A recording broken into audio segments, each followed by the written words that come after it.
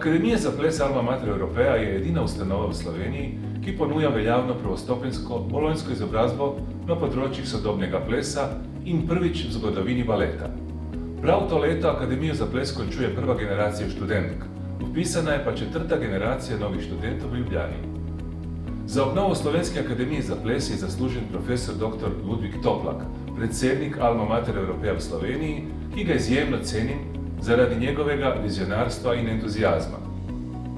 V naslednjem akademskem letu odpiramo tudi diplomski študij in ta magistrski študijski program bo imel 3 smeri: teorijo plesnih umetnosti, sodobne koreografske prakse in plesno pedagogiko.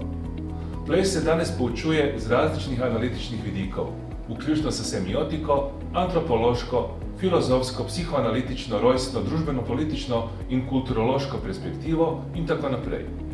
Tukaj je tudi kineziologija, spoznavanje anatomije in fiziologije v kontekstu varnostne prakse po zgledu športne medicine, razne metodike in tako naprej.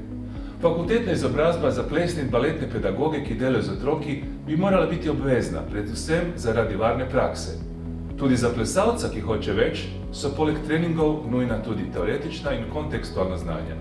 Prav s terciarnim izobraževanjem si bo Slovenija kot članica Evropske unije v tem obdobju globalizacije zavarovala dvojen rezultat.